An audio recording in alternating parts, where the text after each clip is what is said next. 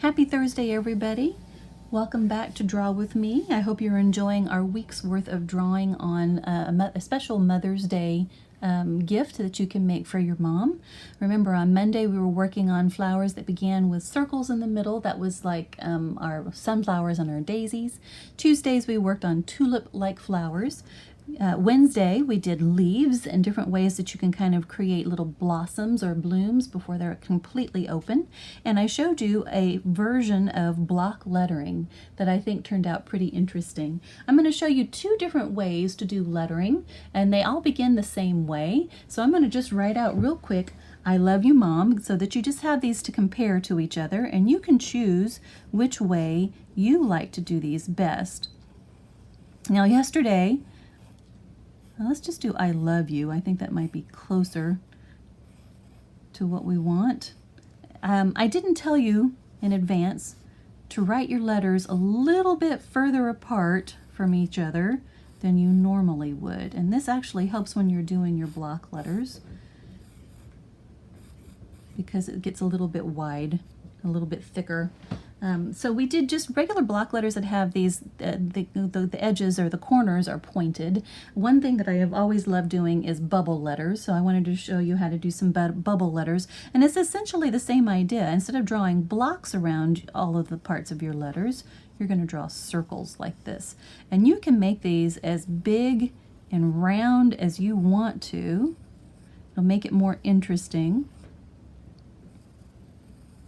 And on the insides of the O's, I kind of like to cheat a little bit and just kind of stick it off to one side. Kind of makes it look like an olive. Same thing with the E. I don't think I'm going to have one that has that big opening. I'm just going to stick it off to the side like that. So bubble letters, big and round. These are fun. And if you want to do something that's not as formal for your mother, then you can go ahead and use the bubble letters. I'll show you what that looks like when we get that done. The other one that I wanted to show you is a way of making all of your vertical lines thicker and your horizontal lines thinner, and to add what are called serifs, or these little tags on the edges of all of your letters. So on all of your vertical lines, you already have, of course, one line that's straight down, and then I want you to draw another line straight down as well right next to it. Okay? And that means that you might need to extend your horizontal lines. That's okay.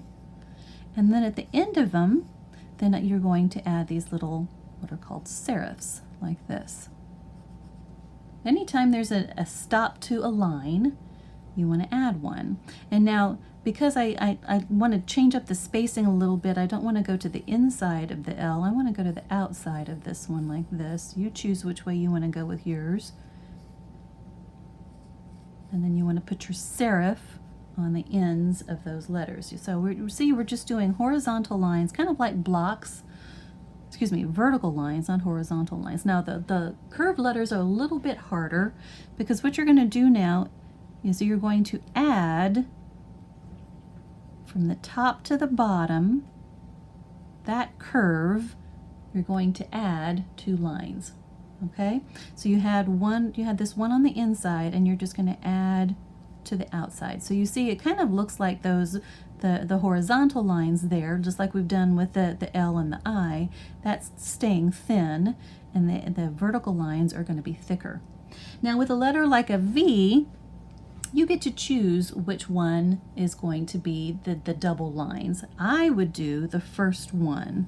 So I would do this one double like this, and then I actually would move over that last one like that. And then put your serifs on each of the ends. Okay? Now the E is going to be similar to the O. Anywhere that there's a horizontal line, you want to leave that just a single line, right? But anywhere there's a vertical line like that, you're going to want to add a second line. So from the top, that stays flat, and then add a second line that goes around like that. You see how that works? And because there's an end of a line, let's go ahead and put the serif there. Okay? And then finally, again, I'm going to add the double line to the first stroke of this letter because it has diagonals to it, and I'm going to leave the second stroke to be just a single stroke. Same thing with this O. The spacing on these is kind of sad, but we're going to add our second line to the sides or to the vertical stroke like that, and the horizontal is going to stay flat. Same thing with the U.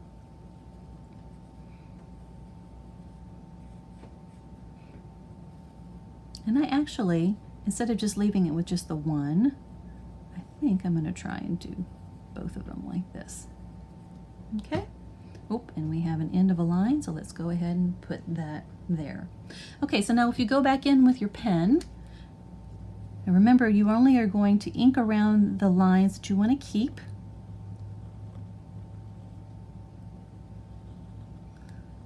And then when you go back in with your eraser, erase out those middle sections. And this will be a lot more obvious when you erase out those middle sections.